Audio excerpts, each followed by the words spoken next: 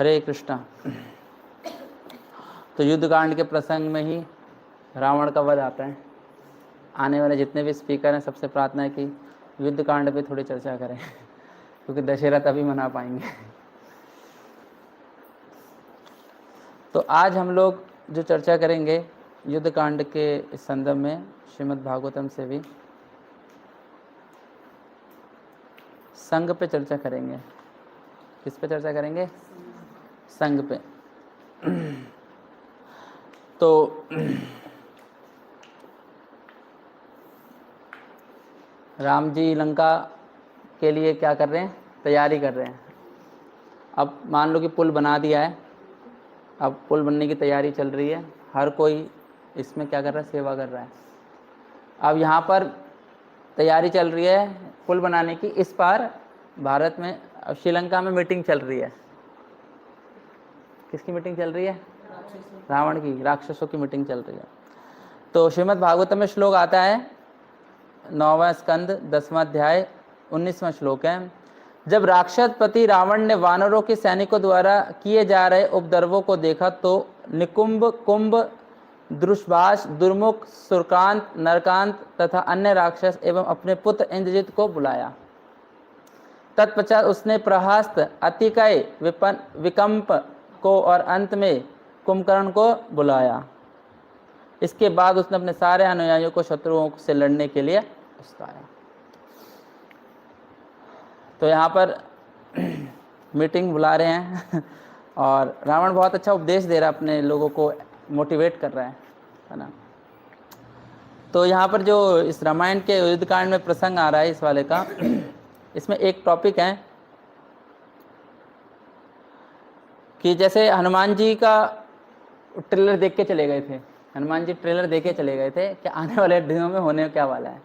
हनुमान जी ने क्या कर दी थी? हाँ, लंका में आग लगा दी थी।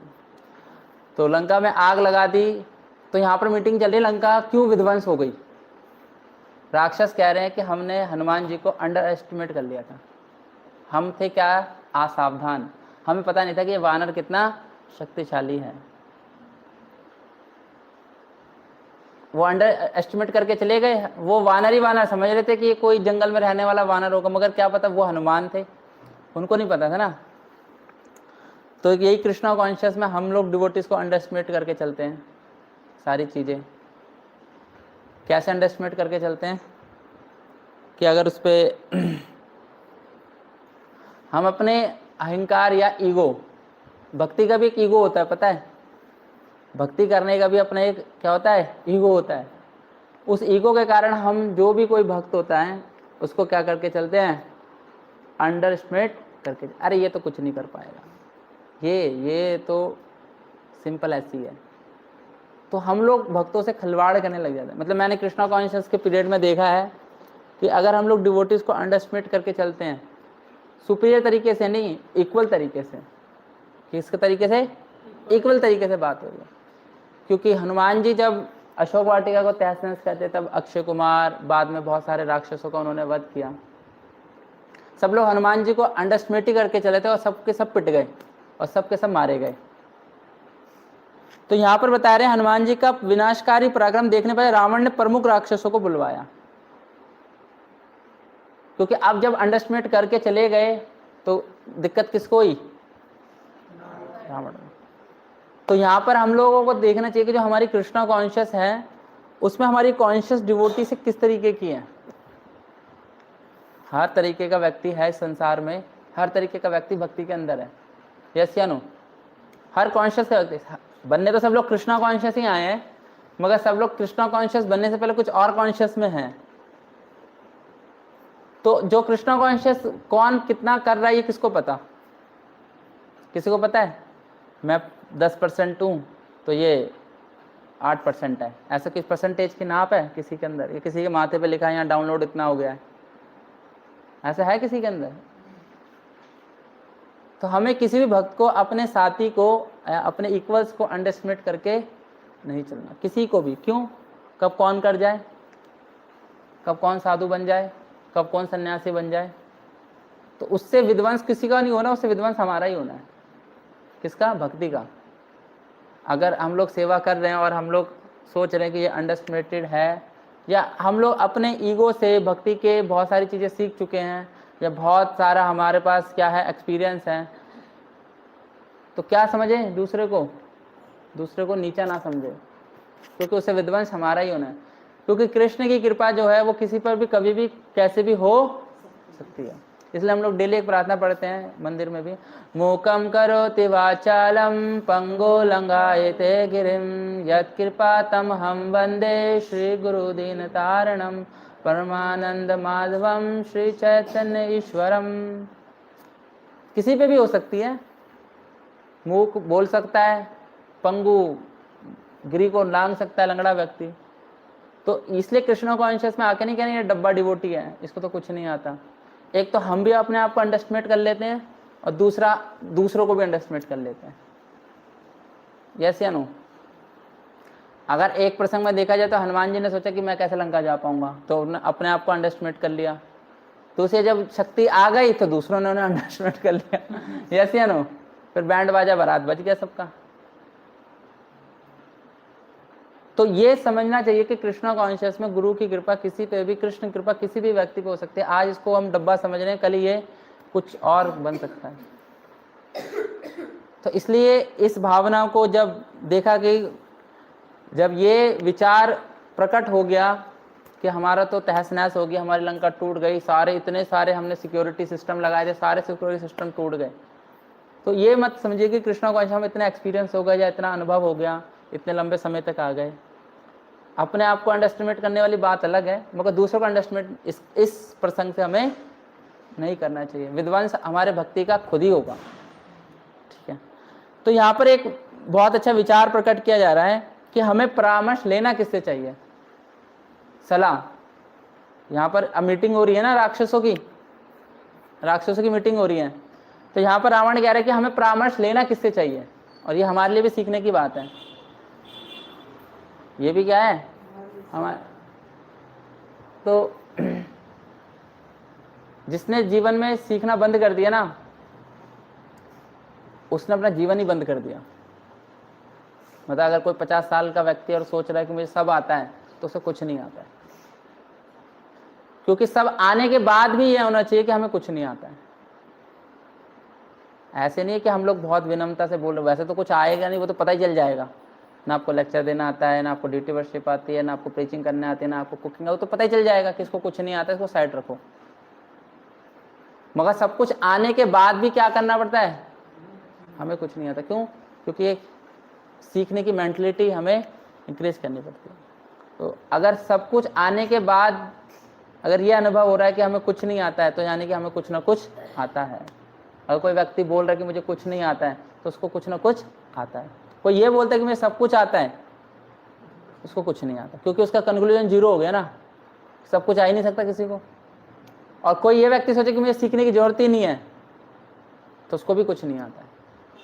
और जिसने ये सोच लिया कि मैंने सब कुछ सीख लिया है, उसको भी कुछ नहीं आता है।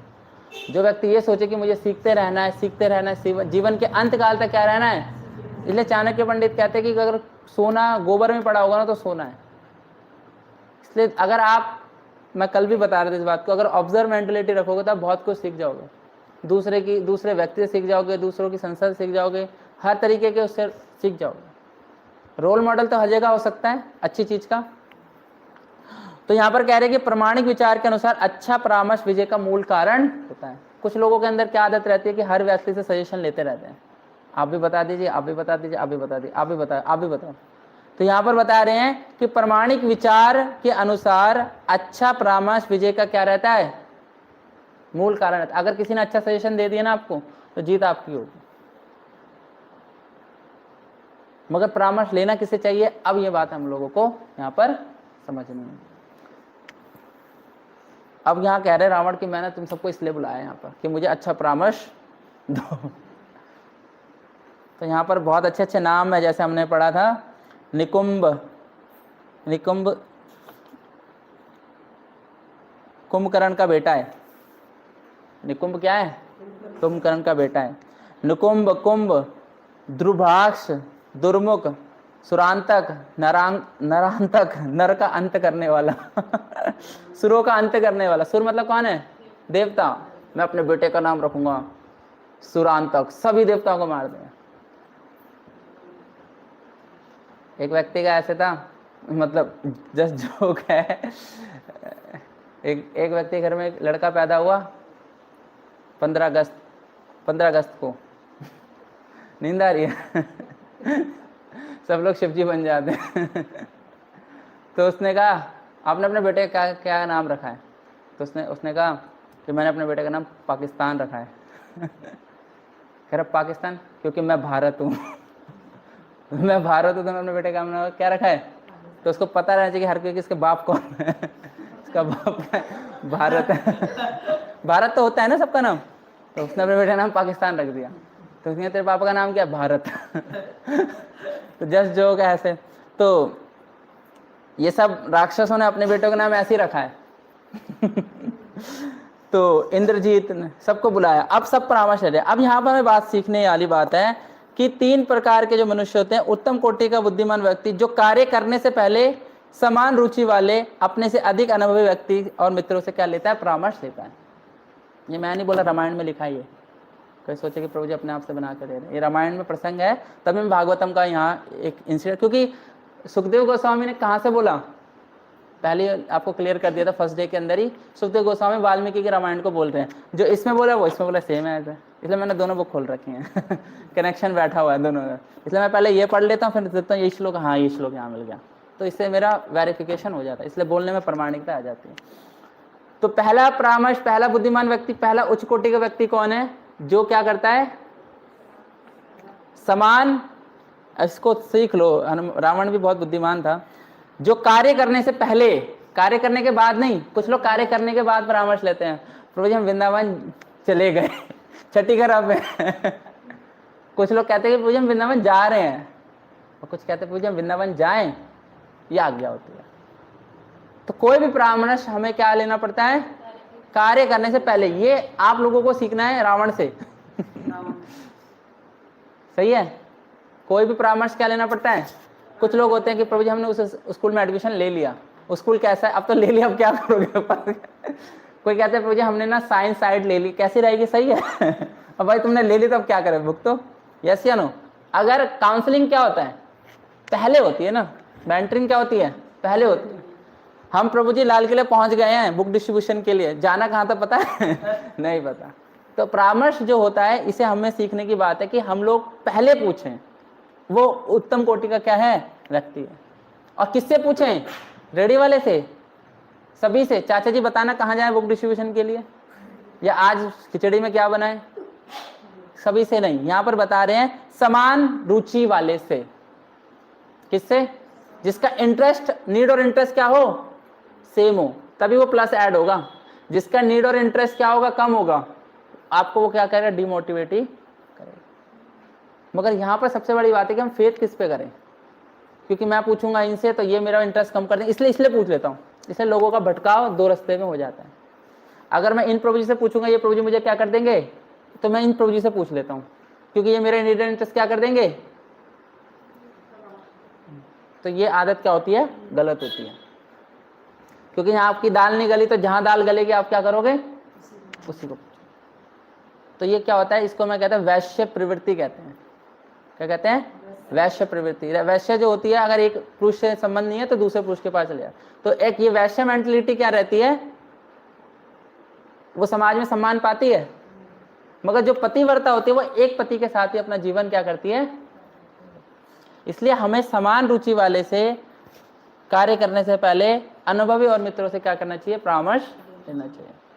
इसलिए मल्टीपल सजेशंस लेते हैं। हम क्या सोचते हैं कि जो हमारे हिसाब से बता देगा वही हमारा क्या है? सुहृदय सर्वभूतानाम। वो क्या? हमारा मित्र है, जो हमारे हिसाब से बता देगा। जहां उसने हमारे को थोड़ा सा कणकण दे दिया, कंटक दे दिया, वो हमारा मित्र नहीं। मैं यही चीज नहीं समझ पाते कि सजेशन जो होता है वो हमेशा मीठा नहीं होता, सजेशन थोड़ा कड़वा भी होता है। फीडबैक जिसे कहते हैं, परामर्श होता है ना। मगर हमारी मेंटलिटी शुरू से क्या रहती है? स्वीट की रहती है। हमारी मेंटलिटी क्या रहती है? स्वीट की रहती है। हम सोचते हैं हर कोई हमें रसगुल्ला ही देगा, मगर किसी ने करेले के लड्डू पकड़ा दिए, मगर उसे पता नहीं से शुगर बीपी सब ठीक हो जाता है। यस या नो? जामुन की गुठली खाई है, पाउडर, जामुन की गुठली का पाउडर खाओगे तो शुगर कम मेंटेन हो जाता है, मगर वो कड़वा रहता है पूरा का पूरा। जामुन खाया है? खाया हो, मगर जामुन की गुठली नहीं खाई होगी। जामुन गुठली को थूक देते हैं, मगर उसी गुठली का क्या बनता है, चूरन बन के मार्केट में बिकता है, पता है आपको? जो अच्छे जामुन होते हैं उसकी गुठली बहुत सॉफ्ट रहती है, बड़े जामुन नहीं कह रहा मैं, उसको ऐसे आप क्रश कर सकते हो, वो जामुन होता ही अपने आप के शुगर कंट्रोल के लिए, मगर हम जामुन खाते हैं गुठली थूक देते हैं क्योंकि वो थोड़ी सी कड़वी लगती है, मगर उसी गुठली का क्या मिलता है मार्केट में, चूरन मिलता है, कहते हैं कि ये शुगर रोधक है, मगर हम वही खा लें तो गुठली, तो क्या दिक्कत है? चबा के, जैसे हम लोग दातुन करते हैं, नीम का दातुन करते हैं, मीठा थोड़ा नहीं रहता है, यस या नो? नीम का दातुन जो होता है वो मीठा रहता है, कड़वा रहता है। बबूल का खाओगे पता कैसा रहता है? खाया बबूल का दातुन किया है? खारा रहता है पूरा, कोई फीका फीका रहता है, मगर ये दोनों के दोनों क्या रहते हैं, दांत के लिए बेस्ट रहते हैं। कोई ब्रश थोड़ी ना करता था पहले के टाइम में, दांत तो चबाता था, दातुन चबा चबा के कुल्ला बस ऐसे लेगा, उसका पूरा कुल्ला करके थूक दो, बस हो गया ब्रश। तो जो चीज हमारे फेवरेट, आजकल के देखो सेंसोडाइन, टूथपेस्ट, पेप्सोडेंट, कॉलगेट, ये फ्लेवर वो फ्लेवर, चारकोल कोल, ये सब। एक टाइम पे ऐसा था लोग नमक और तेल लगा के क्या करते थे, मंजन करते थे, सड़न नहीं आती थी उससे। और एक होता था कोयले को कूट कर उसमें नमक और थोड़ा तेल डाल के वो करते थे। आज वही प्रेजेंट कर रहे हैं चारकोल का टूथपेस्ट देके, और पहले लोग इन्हीं बेवकूफ समझते थे। तो परामर्श जो होता है वो एक ही व्यक्ति से लेने की कोशिश करनी चाहिए जब आपको उस पर क्या हो, पूरा फेथ हो। 10 लोगों से परामर्श लेने का मतलब है कि आपको किसी पे फेथ नहीं है। आप जिससे परामर्श आज ले रहे हो ना, तो कल उससे परामर्श नहीं लो, क्योंकि आपको उससे फेथ ही नहीं है, क्योंकि वो आज आपके हिसाब से आपको दे सकता है सजेशन, मगर कल आपको हिसाब से आपके सजेशन नहीं दे सकता। इसलिए यहाँ पर रावण कह रहा है कि मित्र से तब उनके परामर्श के अनुसार पूरी क्षमता लगाकर, अब परामर्श तो दे दिया, मगर क्षमता भी किसको लगानी है, हमें लगानी है। और किस पे निर्भर रहता है, वो विधाता पे निर्भर रहता है। Give your best, live the rest, ये एक स्लोगन है हमारे बेस में चलता था, अपना 100% दो और रेस्ट करो। हम गए बुक डिस्ट्रीब्यूशन में, हमसे 2 बुक हुई, कोई बात नहीं, हमने 4 घंटे तो टाइम पास थोड़ी ना किया, ऐसा थोड़ा ना कि हम गए सीपी और घूमने चले गए, कपड़े देखने चले गए, बाद में आपको ये बुक नहीं हुआ। आप गए वहां पर, डिस्ट्रीब्यूशन हुआ नहीं हुआ कोई बात नहीं, हमने प्रयास तो किया। मोहन प्रभु जी कहते हैं हमने नंबर ऑफ सैंपल्स को तो टच कर दिया, 100 लोगों को टच कर दिया, 2 बुक गई, कोई दिक्कत नहीं है। तो परामर्श देने के बाद भी अपनी क्षमता किसमें लगानी पड़ती है, जो परामर्श दिया गया है। जो परामर्श देता है अगर हमने क्षमता कहीं और लगा दी तो फिर वो कभी आपको परामर्श, वो कह रहा है कि आप सीधे जाओ और आप जा रहे हो उल्टे जा रहे हो, फिर आपने परामर्श क्यों लिया? इसलिए मैंने बहुत देखा है डिवोटीज को कि क्या करते, पूछते बहुत हैं, करते कुछ नहीं। क्या करते हैं, पूछते बहुत है, मगर इसलिए एक्शन ज्यादा होना चाहिए। कृष्णा कॉन्शियस में एक्शन ज्यादा होना चाहिए, वर्ड्स कम रहने चाहिए। आपके एक्शन ही क्या बन जाएंगे, आपके वर्ड्स बन जाएंगे। जो बोलते बहुत ज्यादा हैं, करते कुछ नहीं ना, वो व्यक्ति विश्वास पात्र नहीं होते। क्या नहीं होते? क्योंकि पता चल जाएगा कि आज बोल रहा है, बड़बोला, कल को नहीं बोलेगा। हम ये कर देंगे, हम वो कर देंगे, हम पहाड़ तोड़ देंगे, मगर उससे चींटी तक नहीं मर रही है, ऐसे नो। तो हमें कोशिश करनी चाहिए कि ज्यादा ना बोलकर ज्यादा करने की सोचें। जब हम करने की सोचते हैं ना, वही हमारा करना क्या हो जाता है, हमारे एक्शन में हमारे वर्ड्स बन जाते हैं। क्या बन जाते हैं? वर्ड्स बन जाते हैं। तो इसलिए इसे बोलते हैं अंडर प्रॉमिस ओवर डिलीवर। क्या बोलते हैं? Under promise over deliver. आपने कम बोला मगर आप करके ज्यादा दिखा रहे हो। इससे क्या होता है, इससे आप हमेशा ट्रस्टवर्दी बने रहते हैं, ट्रस्टवर्दी बने। अंडर प्रॉमिस का ये नहीं है कि हम लोग एकदम नेगलेक्ट, नहीं हम कुछ नहीं कर पाएंगे, फिर आप बहुत बड़ा करके दिखा रहे हो, वो नहीं है। इसमें बताया गया कि जो परामर्श दिया जाता है, जैसे सजेशन दिया जाता है, जैसे आपको बोला कि आपको पूड़ी बनानी है, आपको फिस्ट बनाना है, आप बोलेंगे, अब आपको बोला कि ये बनाने के लिए, फिर आप क्या कर रहे हो, कुछ और बना रहे हो। आपने हलवा नहीं, प्रोजी हलवा चाहिए, फिर आपने परामर्श क्यों लिया? घरों में होता नहीं है, मेरे स्टेशन पे भी होता है, पूछेंगे सर मूवमेंट कैसे करें, मैं बताऊंगा ऐसे ऐसे करें, वो करते हैं अपने आप के। तो फिर एक रहता है कि यार ये व्यक्ति ट्रस्टवर्दी नहीं, करना तो अपने। पहले मैं जो बताऊंगा नहीं नहीं ये गलत है, क्योंकि मेरे से भी कुछ एजेड लोग हैं ना उसमें, जो रिटायरमेंट के आसपास लटक रहे हैं, तो मैं उनका परामर्श ले लेता हूँ। भाई सीनियर है मुझसे, चाहे मेरे से छोटी पोस्ट पे होंगे मगर सीनियर है, मगर करेंगे वही जब जो मैंने बोला, पहले गलत कर देंगे फिर करेंगे वही। तो इसलिए जो भी सजेशन हमें लेना है उसको अपने क्या लेना है, इसलिए ज्यादा पूछो मत, जो पूछते फिर उसको फॉलो करो। ज्यादा पूछते रहेंगे, फॉलो कुछ नहीं करेंगे, फिर कहेंगे कोई कोई मतलब ही नहीं है, फॉलो करने का मैं क्या। दूसरा कोटि का क्या है, जो रावण की मीटिंग चल रही है इन लोगों से मध्यम कोटि का व्यक्ति किसी के विषय पर स्वयं विचार करता है और वे अपनी समझ के अनुसार कार्य संपादित करता है। माई वे इज हाईवे, अपने आप सोच लेगा, खुद ही वकील बन जाएगा, खुद ही जज बन जाएगा, खुद ही फैसला कर देगा कुछ लोगों की चॉइस क्या होती है, खुद ही होती है। स्पिरिचुअल लाइफ के अंदर भी क्या होता है, खुद ही होता है। मैं जो सोच रहा हूँ अच्छा सोच रहा हूँ, और जो सोचूंगा अच्छा सोचूंगा, और अपने लिए अच्छा सोचूंगा। यहाँ पर मैं देखता हूँ कुछ भक्तों को ये वाला पूरा उन पर लागू होता है नियम। ये नियम जो होता है, मध्यम कोटि के जो व्यक्ति होते हैं, सेकंड क्लास के जो व्यक्ति होते हैं, किसी व्यक्ति के विषय, किसी विषय पर स्वयं विचार करेंगे, उस विचार को क्या करेंगे, अपने आप एक्सेप्ट कर लेंगे। 4 किताब खोल ली, अच्छा ये बात अच्छी लग रही है, ये बात अच्छी लग रही है, ठीक है, ये। किसी से कुछ पूछना, कुछ परामर्श नहीं लेना। तो ये व्यक्ति बहुत डेंजर है, क्योंकि ये करता किसकी है, उसको लगता है कि अब मैं बिल्कुल समझ गया हूं, उसको किसी की परामर्श की क्या नहीं होती, जरूरत नहीं होती। कुछ लोग बिना एडवाइस के क्या करते हैं, मूवमेंट करते हैं, और जो बिना एडवाइस के मूवमेंट करता है उसका एक्सीडेंट होना क्या रहता है, निश्चित है। यहाँ पर ये बात रावण किसको बता रहा है, अनुसार निम्न कोटि के व्यक्ति पूर्ण रूपेण आस्था छोड़कर मनमाने ढंग से कर्तव्य बोध किए बिना कार्य करते हैं और लाभ और हानि का निर्धारण कर पाने के अयोग्य रहते हैं। बिना कुछ सोचे समझे कार्य करते और कहते हैं जो कुछ होगा देखा जाएगा, जो कुछ होगा देखा जाएगा। तो ये 3 कोटि के क्या रहते हैं, परामर्श लेते हैं। अब होते हैं कि सजेशन कैसा होना चाहिए। ये तो लोग हो गए, ये तो व्यक्ति हो गया, एक व्यक्ति हो गया, मगर अब बता रहे कि सजेशन किस तरीके के होने चाहिए। पहला सजेशन होना चाहिए कि जो धार्मिक सिद्धांतों के अनुसार उचित परामर्श दिया गया हो। परामर्श क्या होना चाहिए, कोटेड होना चाहिए, आचार्यों से कोटेड होना चाहिए, हमारी परंपरा से कोटेड होना चाहिए। धार्मिक सिद्धांतों के अनुसार क्या होना चाहिए, परामर्श होना चाहिए। अपने मनमाने ढंग से कोई परामर्श नहीं होना चाहिए कि तुम्हारे मन में आ रहा है तुम ये करो। होते नहीं एडवाइस देने वाले होते हैं व्यक्ति।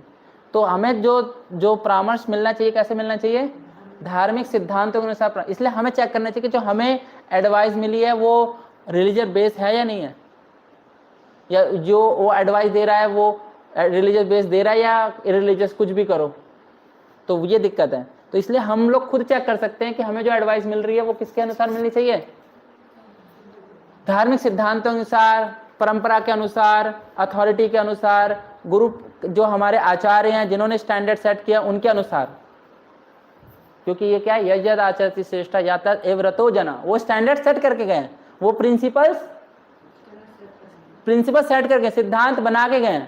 जब सिद्धांत बना के गए हैं तो क्या है, तो हमें वही फॉलो करना, उसी के अनुसार। रेफरेंस कहां से लेना है, अगर कोई परामर्श देता है तो आपको रेफरेंस कहां से देना है, धार्मिक सिद्धांत। और धार्मिक सिद्धांत क्या है, हाँ, और एक भागवतम से धर्म तो साक्षात भगवत प्रणीतम। धर्म तो साक्षात, धर्म क्या है हमारे लिए, जो भगवान ने बनाया है। भगवान ने क्या बनाया है, जो भगवान की शिक्षाएं, इंस्ट्रक्शन है।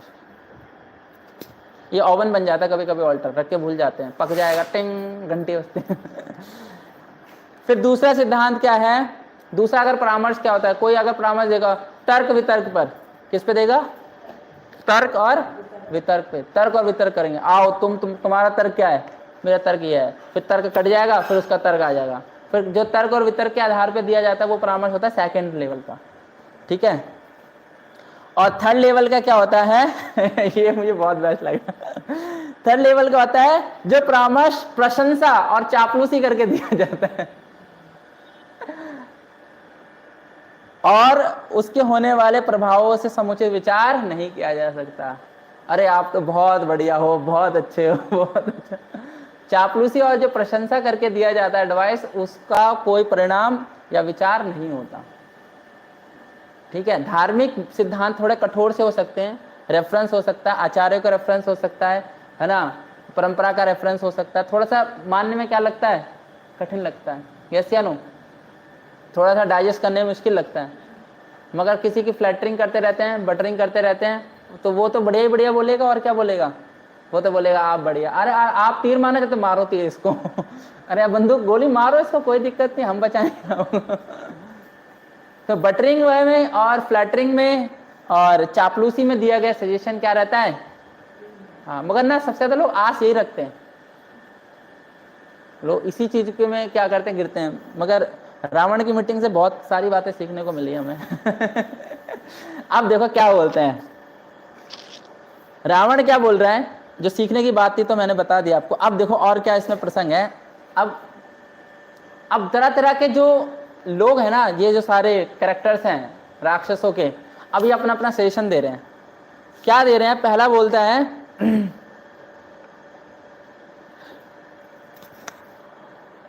इसका नाम भी मुझे पढ़ना नहीं आ रहा रुको,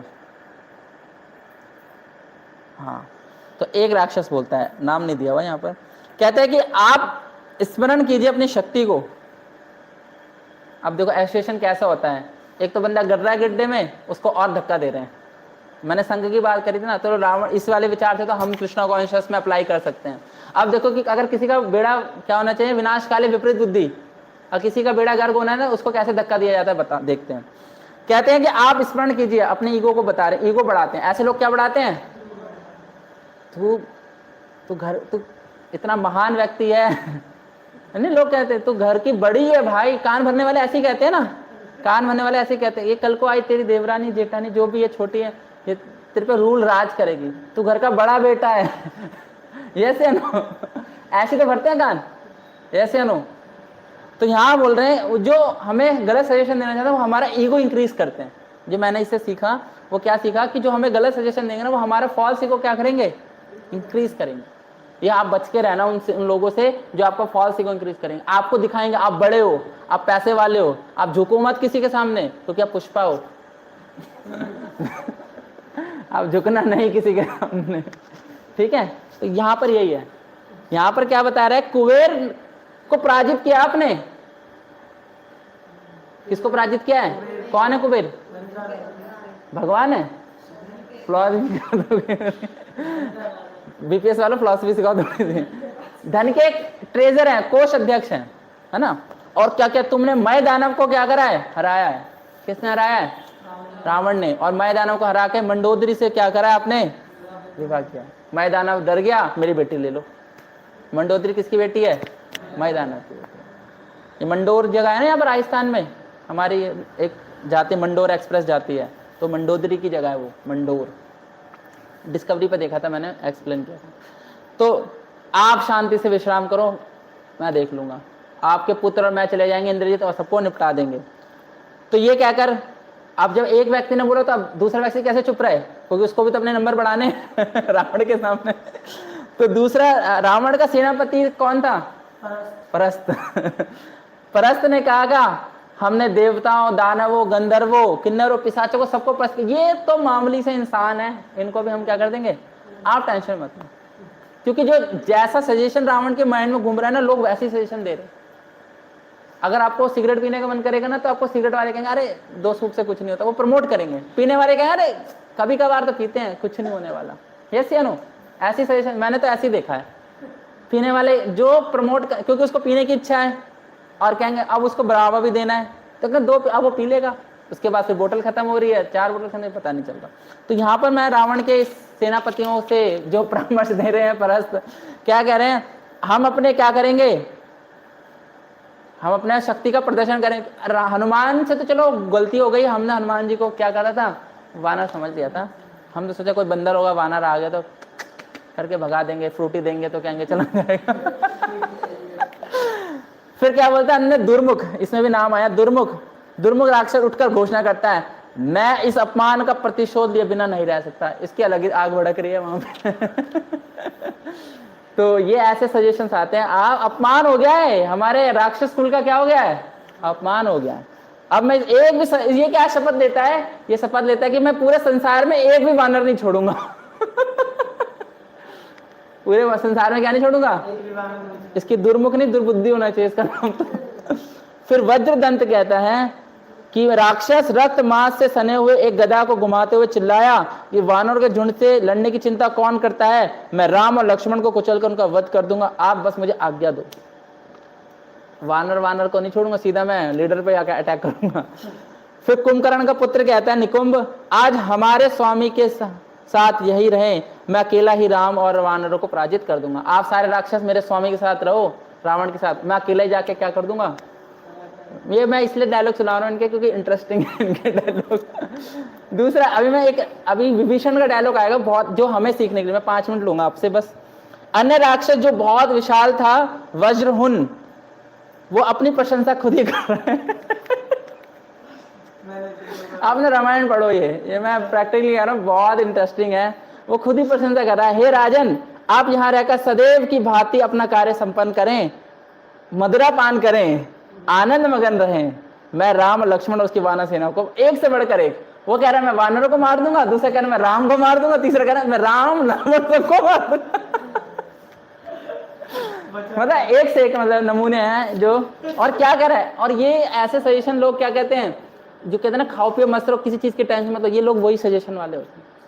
हमारे सोसाइटी में भी लोग होते हैं, हमारे पापा भी ऐसे थे, कह रहे खाओ पियो मस्त रहो। सही में ऐसे सजेशन आसुरिक बुद्धि वाले लोग देते हैं, जो कहते हैं ना कोई टेंशन मतलब, वो आसुरिक बुद्धि वाले लोग ही होते हैं। मगर रामायण से पढ़ने में पता चलता है ये सजेशन किसने दिया था। राक्षसों ने सजेशन दिया था। अब नहीं मानेंगे भाई, खाओ पियो नहीं रहेंगे, हम थोड़े परिश्रम करेंगे। तो ये है। अब ये सारे लोग ना सजेशन दे दा के और चले गए। अब एक विभीषण सलाह देता है। विभीषण क्या कहता है इसको सुनो, क्योंकि विभीषण भी असुरों की सभा में ही थे। विभीषण नम्रता पूर्वक कहता है, एक हस्तक्षेप किया उसने। सबके बैठ जाने के पश्चात विभीषण ने कहा, बुद्धिमान व्यक्ति के अनुसार हिंसा का आश्रय लेना तभी चाहिए जब, हिंसा कब करनी चाहिए, जब सुलह, दान और मतभेद के उपाय क्या रहे, विफल रहे। अभी तो हमने बात ही नहीं करी, अभी तो बस हनुमान आए थे, वो देख के चले गए। अभी तो कुछ हमने बातचीत भी नहीं करी। मारना मुरने वाली बात तब होनी चाहिए जब ये सारे उपाय, सुलह, दान और हिंसा क्या हो जाए, विफल हो जाए। सॉरी हिंसा नहीं, मतभेद मतलब एक इसे कहते हैं जब कोल्ड वॉर ना चले। कोल्ड वॉर होता है ना, बहसबाजी चलती है ना, तो कोल्ड वॉर ना हो तब आप युद्ध कर सकते हो, तब चाहिए कोल्ड वॉर होना चाहिए। वैसे पहले असफल हो जाए तब हिंसा केवल उन्हीं के विरुद्ध सफल होती है जो अधम, असावधान और किसी अन्य शत्रु के अधीन और अभागे हों। राम सर्वशक्तिमान, धर्मपरायण और प्रतिशोध के इच्छुक हैं, आप उन्हें पराजित करने की आशा कैसे कर सकते हैं। अब राम, ये विभीषण बताता है कि मेन कॉज आप ये मत समझो कि राम आपका दुश्मन है। राम आपका दुश्मन कैसे बना, क्योंकि आपने सीता का हरण किया हुआ है। आप जड़ में जाओ। इसलिए जो डिवोटीज होते हैं ना, प्रॉब्लम की रूट पे जाते हैं, बैंडेड नहीं लगाते। लोग ना बैंडेड चाहते हैं, प्रभु जी ये कट गया बैंड, अरे ये कटा नहीं, आपके यहाँ पर फुंसी हो गई, इस पर ऑपरेशन कराओ ठीक है। इसलिए डिवोटीज जो होते हैं, मैंने देखा काउंसलिंग सिस्टम में जो भी होता है, रूट पे जाओ। रूट पे जाने पे पता चलेगा कि भाई बंदे का मॉर्निंग प्रोग्राम सही नहीं चल रहा, चैंटिंग सही नहीं चल रही, तभी वो चुगली कर रहा है हर किसी की, तभी उसको प्रॉब्लम आ रही है भक्तों के समाज में, उसका जब ठीक नहीं चल रहा है, उसका सेवा भाव ठीक नहीं है, उस ग्रंथ पढ़ ही नहीं रहा। अब ये शास्त्र पढ़ेगा तो उसकी बुद्धि ठीक होगी नहीं होगी, रूट कॉज पे जाते हैं। इसलिए विभीषण जैसे साधु जैसे व्यक्ति ने रूट कॉज बताया कि ये जो आप राम और वानर ये सारे आपके दुश्मन नहीं है। वानर थोड़ा ना कोई दुश्मन होंगे आपके, लक्ष्मण थोड़ा। आपने जब सीता का हरण किया तो सीता का हरण करने से आप सबको क्या मान रहे हो, अपना सीता को लौटा दो, दुश्मनी खत्म, सीता को लौटा दो, नहीं तो राम के बाण सारे लंका के निवासियों को भेज देंगे। ये उन्होंने सजेशन दिया। एक लास्ट पॉइंट मैं कहूंगा इसमें, जो लास्ट पॉइंट है कि जब रावण को इस तरह का सजेशन दे रहे हैं तो विभीषण अगले दिन गया रावण के पास और रावण को बता रहा है ठंडे दिमाग से, क्योंकि अभी तो राक्षस लोग हैं। विभीषण बता रहा है कि हमारे लंका में अपशगुन ही अपशगुन हो रहे हैं। जब से आप सीता को क्या लेके आए हो, जब हम लोग श्री को क्या करेंगे, जबरदस्ती अपने पास होल्ड रखेंगे तो हमारा जीवन सुखी नहीं रह सकता। श्री मतलब लक्ष्मी को जबरदस्ती होल्ड रखेंगे, जबरदस्ती अपनी अगर इंद्रिय, देखो जिस पे ज्यादा श्री है ना वो कभी अच्छे काम नहीं करेगा।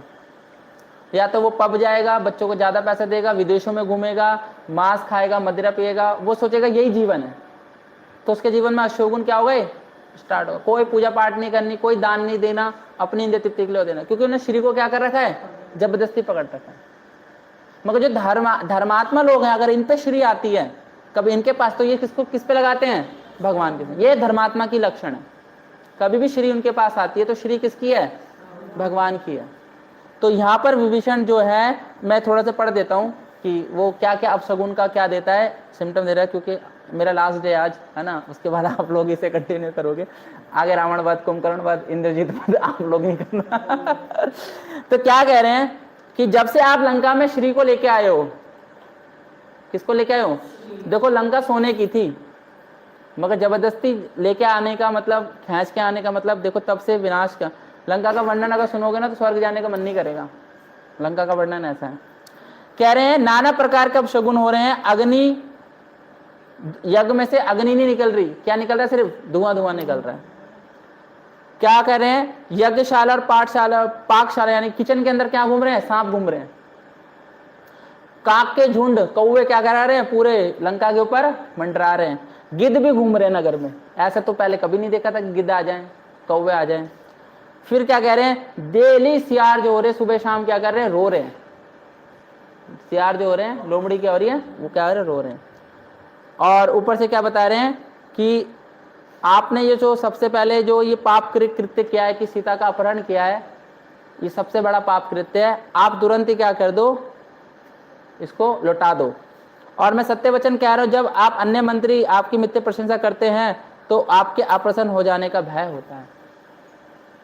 ये एक इंपॉर्टेंट सजेशन है रावण को, जो कि हमें भी सीखना चाहिए। अगर कोई व्यक्ति हमारी प्रशंसा इसलिए कभी कभी करता है क्योंकि उसे डर है कि आप उससे नाराज हो सकते हो।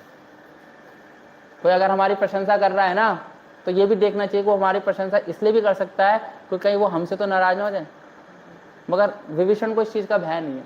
विभीषण बता रहा है कि सारे मंत्रीगण जो आपने मीटिंग बुलाई थी, अभी जो मीटिंग चली थी, इसमें वो आपकी प्रशंसा इसलिए कर रहे हैं क्योंकि आप, वो डर है कि कहीं आप उनसे नाराज ना हो जाओ, इसलिए वो आप लोगों आपको क्या कर रहे हैं? हाँ, तारीफ कर रहे हैं।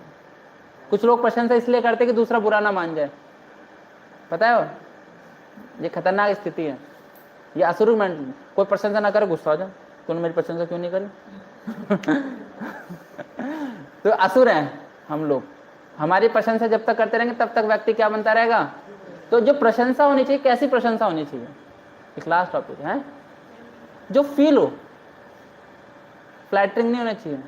जो आपको फील हो, आपको फील नहीं होता मत करो, कोई दिक्कत नहीं है। हाँ प्रभु जी अच्छे हैं, माता जी अच्छे हैं, दैट्स गुड। मगर हमें फील नहीं हो रहा तो हम जबरदस्ती क्या ना करें, क्योंकि आपको ये डर होना, अगर आपके अंदर ये डर है कि अगर मैंने इसकी प्रशंसा नहीं करी ये क्या बन जाएगा? बुरा बन जाएगा। तो ये क्या असुरिक मेंटलिटी, जैसे ये सारी सेनापति की और ये कमांडर्स की थी कि मैंने इन प्रभु जी के बारे में अगर 4 वर्ड फ्लावरी नहीं बोले तो ये प्रभु जी क्या मान जाएंगे? तो इसलिए विभीषण ने सजेशन दे दिया कि जो तुम्हारे सेनापति सारे ना तुम्हें सिर्फ खुश रखना चाहते हैं, बाकी तभी ये लोग आपकी क्या कर रहे हैं? प्रशंसा कर रहे हैं। अब इसके बाद आपको पता ही है, उसको धक्के मार के बाहर निकाल दिया विभीषण को, है ना, कुलद्रोही कह के बाहर निकाल दिया। अच्छा सजेशन देने वाला व्यक्ति कुलद्रोही होता है वैसे, क्योंकि असुरों की खानदान था ना। प्रहलाद महाराज भी कुलद्रोही थे। प्रहलाद महाराज भी कुलद्रोही थे क्योंकि वो असुरों के खानदान में होकर क्या बन गए? भक्त बन गए। तो इसलिए व्यक्ति को कृष्णा कॉन्शियस एक्सेप्ट करने पर कुलद्रोही हो ही जाता है, क्योंकि उसके हिसाब से तो सारी चीजें नहीं चलती ना। कृष्णा कॉन्शियस हो जाओगे तो कुलद्रोही बन जाओगे, राम कॉन्शियस बन जाओगे तो क्या बन जाओगे? कुलद्रोही बन जाओगे। क्यों बन जाओगे? क्योंकि राम जी के कॉन्शियस में आप लंका में रह ही नहीं सकते। राम जी के कॉन्शियस में कहाँ रह सकते हो? अयोध्या में रह सकते हो। तो आपको देखना कहाँ है, जिस कॉन्शियस में जहां रहोगे आप उसी कॉन्शियस से कुलद्रोह आपका हो जाएगा। आप असुरों के कुल में रहोगे और सोचोगे कि राम कॉन्शियस, तो असुर आपको क्या करेंगे? परेशान करेंगे। भगवान के हर भक्त के साथ ये केस देख लो, तो हर भक्त जो भगवान का है वो क्या है? कुलद्रोही है उसके कुल के अनुसार। क्योंकि हर व्यक्ति को चाहिए कि मेरे तभी तो रावण ने, तभी हिरण्यकश्यप ने संडामर्क को क्या बोला? इसे ट्रेंड करो असुर की नॉलेज में, सारी नॉलेज दो इसको असुरों की, इसको बताओ कि भगवान कौन है। हिरण्यकश्यप